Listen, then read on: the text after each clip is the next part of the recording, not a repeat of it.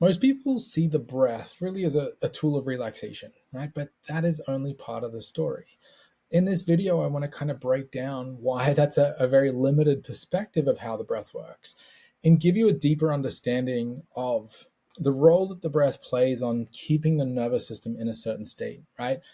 The breath becomes the biography of the nervous system, right? It records everything and it's an output, it's a reflection, but it is also an input. And this is where things get really interesting.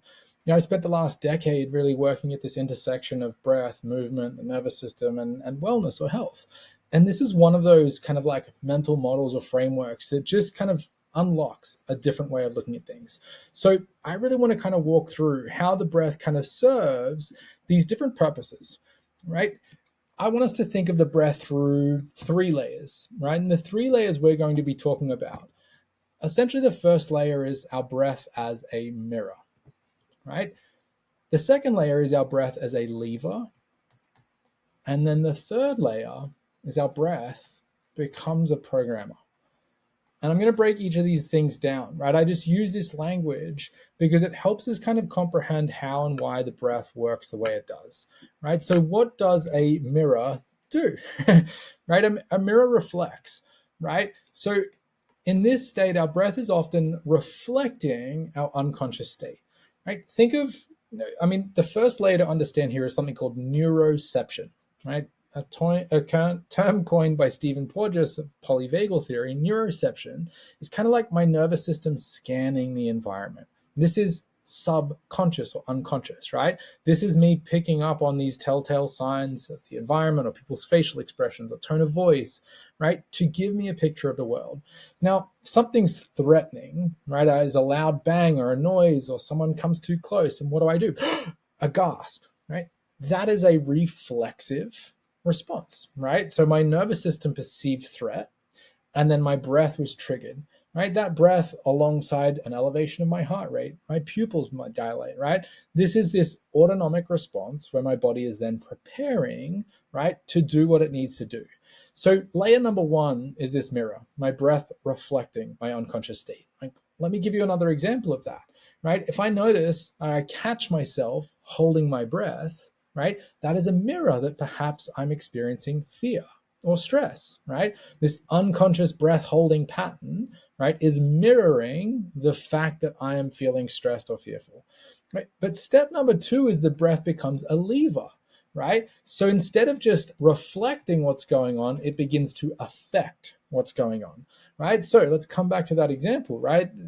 A car or a bike rides really close to me, right?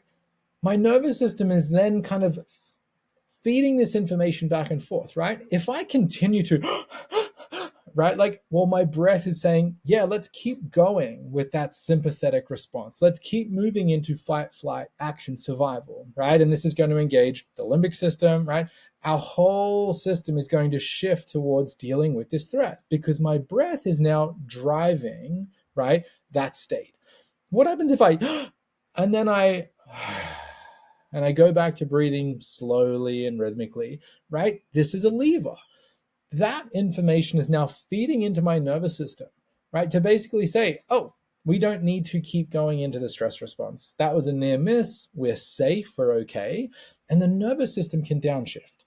So this phase number two, right? My breath is kind of it's saying to the nervous system, do we keep ramping up here?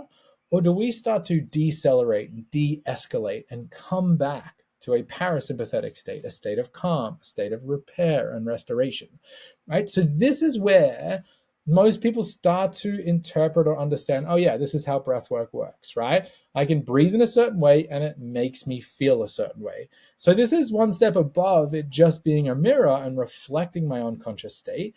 Now I'm becoming a conscious participant, right? I'm starting to use my breath to inform my nervous system.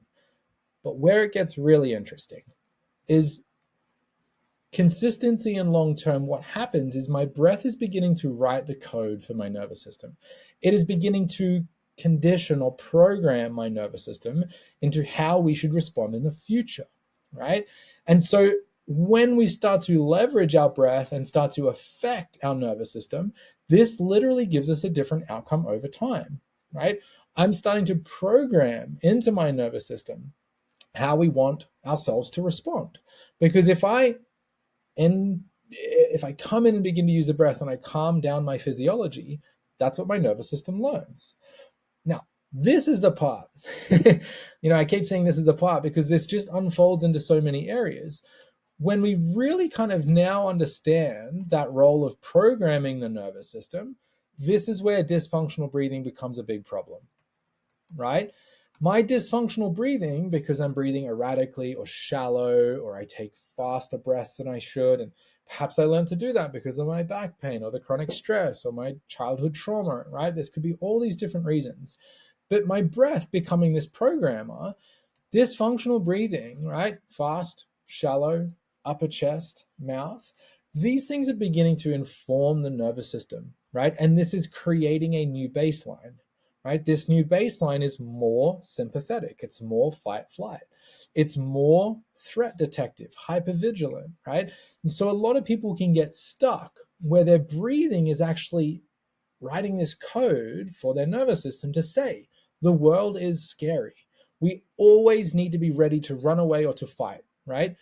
It perpetuates. So what was, right, at this point, when we come back to the mirror, what was an adaptive reaction? I gasped because something frightened me. I held my breath because something was painful, right? This adaptive reflex then can go on to become a maladaptive, right, driver of outcomes, right? It's perpetuating this nervous system state. So even now, in the absence of anything threatening or scary, my breath is continuing to feed into my nervous system and say, we need to be ready to run, right? This is what the sympathetic nervous system is designed to do. And so through dysfunctional breathing patterns, right, which is more common than people think because we're more sedentary than we've ever been. We sit at a desk longer than we ever have. We spend more time than we ever have on our smartphones, right? And how does everybody do that? Head forward, shoulders rounded, right? Crunch down the diaphragm and the rib cage. So we're creating these conditions of dysfunctional breathing, but failing to recognize that my dysfunctional breathing begins to program my nervous system, right? You cannot heal, grow, transform, right? Get better if your nervous system is stuck in a state of survival. This is so important to understand, right? My nervous system is prioritizing resources and functions, and it's working at 1,000,000 miles an hour, right? And it's taking all this information in and determining what's the appropriate state for me to be in, right? And if my nervous system perceives that the world is scary and threatening and dangerous, the appropriate state for it to be in is one of fight or flight, right? While we're in fight or flight, we literally deprioritize anything associated with long-term longevity, recovery, repair, restoration, regeneration, reproduction. Like all these things only happen if the nervous system is perceiving safety, right? How does it perceive safety? Well, that largely comes through this input of the breath. And so when we start to kind of think of this through these three layers, that first, the breath is a mirror. It tells us about what is happening that is unconscious or subconscious, right?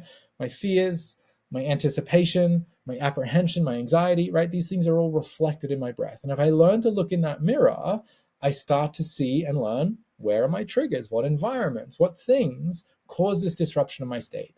But step number 2 is I learn to actually control that, right?